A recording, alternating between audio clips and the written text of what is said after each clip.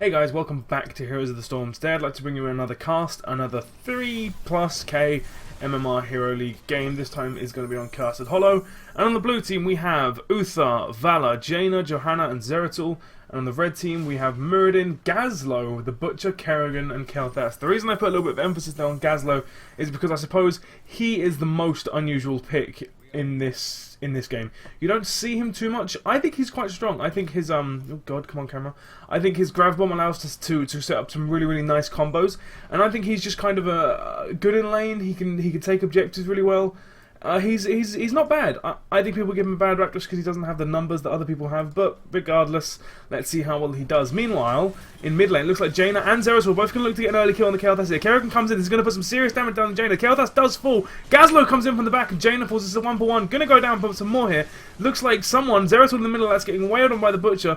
Good little condemn there from Johanna. I mean, she's going to be able to get away. The Vala jumps a little bit too late. If he gets a stun off, she's going to die here, but she should be alright for now.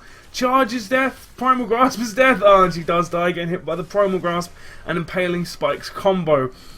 A little bit explosive at the start of this game. This is unusual on Casted Hollow. Normally this map takes a while to get going, but I can see why in the mid game if you've got heroes that are counting on it this much. Meanwhile, Kel'Thas and Jaina having a little pursuit over here. Good juke there. Unfortunately, the Flame Strike doesn't land.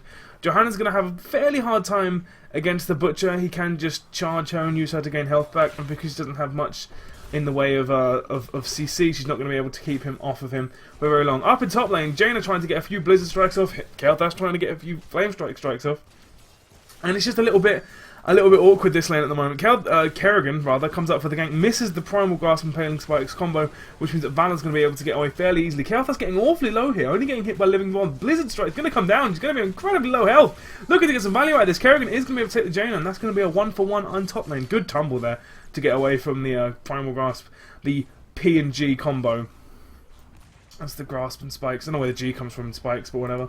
Zeratul looks like he's going to go down here and he's got a blink. Doesn't look he has blink. A little bit of a misplay there from the Butcher. Looked like he stalled his auto out a little bit. So for those of you who don't know, Hamstring, the Butcher's Q, does reset his auto. So you can go auto Q auto really quickly. And if you have the mark on the opponent that you are doing this combo on, you do big damage and you heal for a lot. And it looked like he tried to get off a little bit too. Ooh, Gazlo's set up a good little ganking spot here. Jane's going to come down. Does put the Explodium charge down, so it's going to be difficult for him to do anything, but Gazlo has to stay with his turrets because there's no minions around, forces the kill in the end. So what happened there was he strayed a little bit too aggressive and kind of underestimated the damage that Uther and Jaina do, and it cost him his life in a very major way, shall we say. Zeratul looking down here. I think because Zeratul and Kerrigan are the roamers here, they're trying to keep an eye on one another, just to make sure that they don't do anything too crazy. So now they know where Kerrigan is. Johanna's kind of making her way up to the tribute, which is spawning. Muradin's got an eye on her as well. So in here we're going to have a team fight, I imagine. And the team fight's probably going to take place over this section here. And the big question is who's going to get the better engage. Gazlo's setting up some turrets, so the blue team are going to need to engage fairly soon. Good condemn. The charge is on the Vala. That's a very good charge. She is going to take a lot of damage early on. Flame Strike from the Kel'Thas. Kel'Thas is massively overextended though. He needs to retreat and retreat now. While Good Blizzard could change this fight massively. Condemn needs to come up. The Kerrigan is doing so much damage to the back line. Johanna falls because the back line can't really do anything to back it up. Stun on the Kerrigan means Kerrigan is going to fall. The red team is so low. There goes Vala taking out the Kel'Thas. The Muradin is trying to get charge in. This is very dangerous here. The Butcher needs to be careful. He's got the mark off. It's not enough. Vala stays alive somehow. Zeratul with a good blink away. There are so many turrets here. This is incredibly difficult for them to engage on. Good jump means he gets away completely fine. It's a very good position there from the Zeratul. He can't aim. Oh, the Muradin's being a little bit cheeky here. Is it going to cost him his life? It might do. And there it goes. So never worth it to do that. There was no way he was going to stop them getting it, and it just means that he gives up some more experience to the enemy team. Oh, unfortunate the Kel'Thas knew exactly where he was.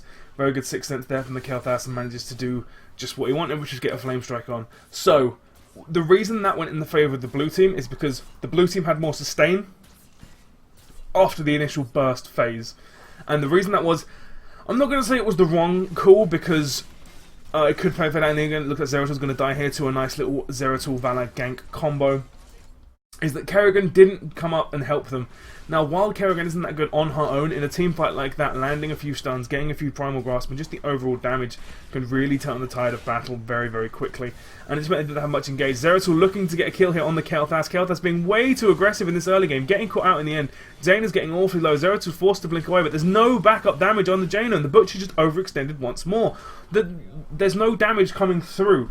They're getting the initial, like, slam down, the initial like whack and getting someone really, really low health, and the Butcher's doing an incredibly good job at that. But the damage just isn't there to follow up. Gazla's going to get caught out again here, just pushing into no man's land, face checking bushes and stuff, and just getting caught out so much, just forcing him to throw down 2 turrets on nothing and then getting an explodium charge, which the team just jukes. It's incredibly difficult for a Gazlo to make an engagement out of nothing. If you just kind of put him in a spot and say fight here, he can't really do that much, which is why a lot of people are just like, oh, Gazlo's really bad in this meta. Don't agree with that at all. You need to be able to set up things. So, for instance, Gazza needs to be moving as soon as the tribute spawns. And he needs to be moving one step ahead. Johanna should be fine here. She's popped Unstoppable a little bit early. That combo is going to go off. Not good enough to get her, unfortunately. Just hitting her a little bit too far away. And Zeratul should be fine here. He might take a couple of pokes damage. Johanna's been a little bit cheeky there. Doesn't want to get killed here. That's going to be a double stun here. One flame strike could really hurt here. Valor comes in from the back. Zeratul. Kael'thas goes down and Zeratul blinks away. Great play there. And the Kerrigan is going to fall as well. That was a really nice play from the Valor. Just coming in at the perfect time and forcing the Kael'thas to retreat. Even if she didn't get the kill, forcing him away would have been totally worth it. But he just didn't manage to do anything else. Butcher here is probably looking to get a sure kill on the Jaina. If she overextends more than like 2 yards. There's the charge coming down. She doesn't react to it in time when she's going to die. Patient Butcher is a killing Butcher. Sitting in the bushes waiting for your lane partner to overextend is a very, very good idea. Unfortunately, it does mean that in the meantime you are going to lose out on laning experience in another lane, usually sometimes. So what Gaz needs to be doing here is needs to be going here right now, ignoring everyone else and just setting up turrets. Fortunately, Zeratul does a very good job of... Oh, that's a good Void Prison. That means the Butcher is going to fall instantly. The combo is going to hit 2 people, but Johanna's just sitting on the Kerrigan. The ult means she's going to take big damage, and Kerrigan falls as well. Great aggressive blink now. I don't know, I'm normally a big fan of aggressive blinking, but that was really, really nice. Zeratul's found Kael'thas out. Oh, good stun. He's not going to be able to do big damage in return, but he does have his ult, which has thrown down. So what ults did we see there? I think we saw the Zeratul Void Prison for sure, and I think we saw Rain of Vengeance. And I'm not really a massive fan of Rain of Vengeance, in all honesty. I do prefer Strafe, but in this team it seemed to work very well. Kael'thas walking straight into the arms of a waiting Butcher. Doesn't get the kill, unfortunately, because the Butcher does manage to force him away. And when I said Butcher there, I did mean Kael'thas. Zeratul just sitting behind the gate, waiting for the Kael'thas to retreat, because they have Curse and really doing whatever he wants. Good combo there from the Kerrigan is going to stun both Zeratul and Jaina. Jaina gets awesome momentum. Oh, forces the Mirrodin to jump away. Jaina needs to be careful. She's getting weighed on by the Butcher, and the Butcher will kill you surprisingly quickly. Gets the kill, but at what cost? She dies quickly. Zeratul's in the middle of the fight. She primal grasps the Zeratul out of the combo. No way! That right there is something I wouldn't expect to see at this level of play. I would expect to see a little bit more consistency from the Kerrigan there, but we all make mistakes. I cannot expect perfect play. That, to be fair to her, that is the first miss combo I've seen her miss where she's got the first initial primal grasp hit. So to be fair to her, it was very good, and she did force the Zeratul to engage at a kind of wonky angle if he intentionally avoided it, or if he just played kind of misplay a little bit that ended up working out in his favour. So it looks like the red team are going to try, or the blue team and the red team might just be trying to sit back here and get mercenary camps. There looks like there is a warrior versus warrior fight for the Watchtower, which is of course why you all tune in to this game, the most exciting combat. And the blue team and the red team looks like they're going to settle for grabbing their respective bosses without too much trouble. Kael'thas needs to be careful here. If he gets hit by that stun, he's going to die. He shouldn't die though, not with Butcher here. Remember, Butcher can solo the boss at level 16. Before that, he is very good at aiding and killing the boss, but he could still die from it, and it's going to force Kael'thas and the Kerrigan to back. This isn't a big deal. The bosses are going to push top and bottom lane respectively, and the Gazlo is going to have a difficult time seeding this, especially with that stun. That might be a dead Gazlo. He's going to force you so much ability. The slow is sitting in, and there he goes, forcing an ult, getting a nice little combo off. That's the combo that you want to see from Gazlo, the grab bomb into explodium charge. kind of wombo, you can work it really well if you have someone like Teknoaxe who can launch a flame strike on the back of it. Good void prison. This should be a dead Teknoaxe. Kerrigan needs to be very careful as she could die also. Teknoaxe going to get blown up instantly, getting a lot of damage off, but she dies as well. That's the problem. It's a 2v5. It's a 1v5. Don't make it a 2v5. You don't stand much better chance of winning. Weird divine shield there. Patient butcher here, waiting in the wings. Probably going to try and charge the Zeratul, but again into the enemy team with a boss. There's not much you can do about it. And with an Uther here, doesn't have divine shield to be fair, but there's not much that he can do. He charges in, gets a furnace blast up, gets a good kill on the Zeratul, and unfortunately it's going to cost him his life, maybe, most likely. Yes, there he goes. Muradin getting incredibly low, vaults, jumps over the wall. It was a good vault from Valor to reposition the angle to make sure that he got as much damage on him as possible. It looks like the blue team are just going to pull away here. Kael'thas needs to be careful. A good turn from the Uther here could cost him his life. It's a good flame strike in the end. The Kerrigan is backing it up, so he should be fine here. Johanna's going to look to get a good condemn off. The Phoenix comes off there. It goes the miss as well. Doesn't matter. Wouldn't have affected them anyway because of the unstoppable shield. And it looks like the blue team is still just going to kind of commit to this retreat. I completely agree with this. Good peel there from the Johanna, and it looks like they're just going to spend the rest of the time trying to escape. Johanna eats that stun here. She's still going to be alright because it is Johanna. Oh no, she's not! Gets hit with the Primal Grasp and Paling Spikes combo and quickly falls. That was a lot of health to take away quickly. That was very good reactionary play. And it looks like the red team are going to be able to secure their first tribute, which is the 4th tribute of the game, without too much trouble. Looks like Valen's going to take a little bit of damage, not too much. The Butcher could charge her here and hopefully get her before she gets into tower range. Jaina looks to be might be getting quiet here by Kerrigan. If the team sees this and jumps on it, she could be in a really bad spot. Good stun, good flame strike. The charge is coming in. There could be another team fight forced here. This is so awkward. The Jaina doesn't even die. Kerrigan gets blown up by Valor. So does Kael'thas, and the Butcher dies. What happened there? I almost want to rewatch that. The blue team just kind of came in from another angle, and Jaina just managed to get an absolutely stunning escape off. That was really, really well played. Now she is on low health. She does want to be careful. She can get blown up by Muradin pretty easily, but she does well to just get away here. The Gazlowe obviously falls. It was a good void prison here, and this could be a team wipe. Basically, it's a matter of can they kill him in the next 5 seconds. Looks like they can, and that will be an ace for the blue team. Very well played. That was an incredibly good re-engage here. So the problem that the red team is having, and they're just not getting the damage off. They're not securing the engages. I would want Muradin to maybe take the risk. Oh, Uther needs to be careful here.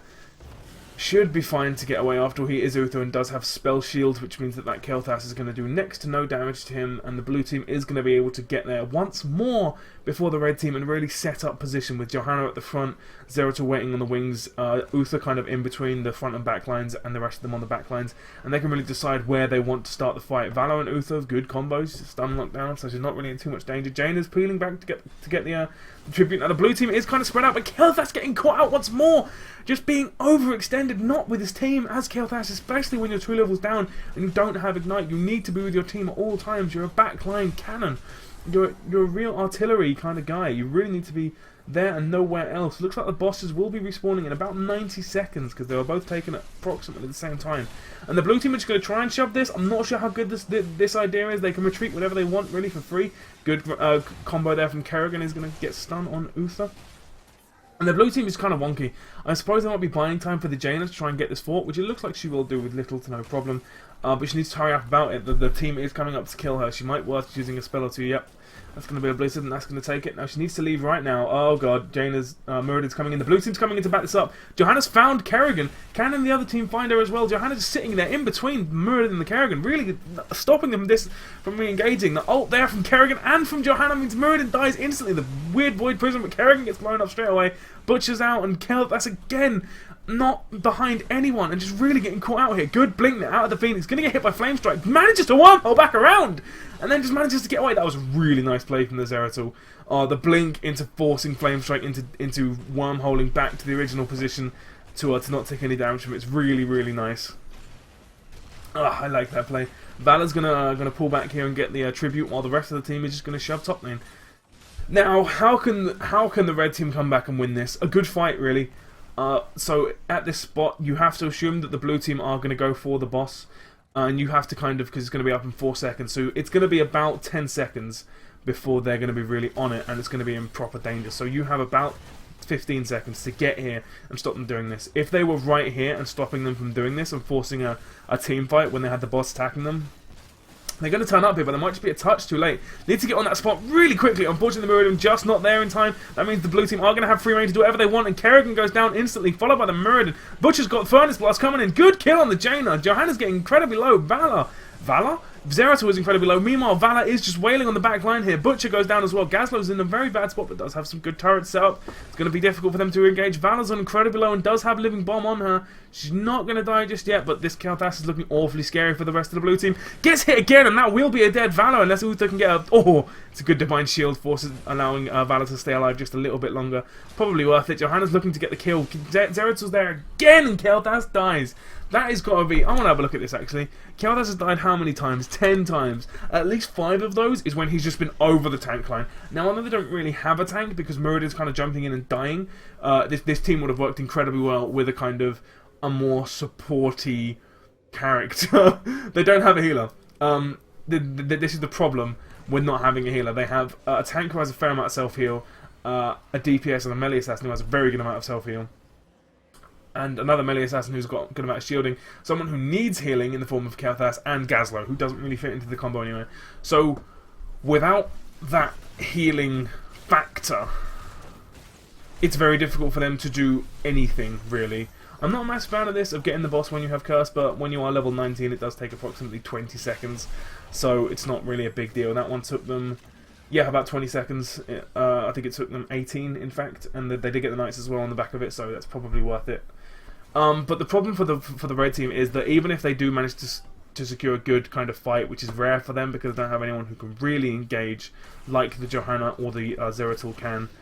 Flamestrike's looking to get some kills. Johanna getting a good little condemn off there. Zeratul's looking to get a kill. The Blessed Shield does come in and does make Kerrigan a juicy target. Fortunately, he's just not going to die yet. The combo does have blinking away. There's no problem. Kerrigan with the Sprint Maelstrom combo is going to make him pretty devastating to go up against. Grab Bomb combo coming in. This does mean everyone's going to take a big amount of damage. Johanna dies. Kerrigan dies. Butcher dies. Everyone dies after the Void Prison into Grab Bomb Explodium Charge combo. Zeratul doesn't manage to get the kill. Jaina with the aggressive Bolt of the Storm. It does have Curse. It's going to mean everyone needs to dive to try and support this. Jaina's just... How is she surviving so long? And she's going to die because of it. God damn. That's just weird. Oh, Uther. Try and look for a cheeky little kill or two. Oh, door. Oh, dear. Oh, door. Why did I say door? That was weird. This Teknoaxe needs to be careful. I mean, I know he's a healer and everything, but he does have a couple of stuns and some burst damage. Valor gets wrecked, and Zera's going to die as well. It has to get the kill here. So, ooh, the blue team just threw away a big advantage, but they do have boss on court, and when 4 of your team are dead, boss on court is pretty much guaranteed to win the game. And Uther just being able to bully someone out of lane. So the problem there really came down to the fact that the red team didn't have a healer, and so any kind of... Ooh, that's going to be a dead Uther. Can he still live for the end of the game? No. Slam. GG. I didn't have a healer. Not having a healer means that you can get poked down by the likes of Valor and Zeratul, surprisingly, and Jaina, and the Butcher was doing very well, Kerrigan was doing very well. Everyone on every team was doing very, very well. I kind of criticised the Meridian and the Teknoaxe and even the Kerrigan a couple of times. But they didn't really do anything wrong. It was just a case they didn't have the kit within their team to really take full advantage of whatever advantage they would have gained, which would have been surprisingly small. Anyway, I have been Mr. G. This has been my first cast on Cursed Hollow, I think. Again, please let me know what you thought. If you have any criticism, any feedback, please leave it in the comments below. Thank you for watching, and I will see you next time.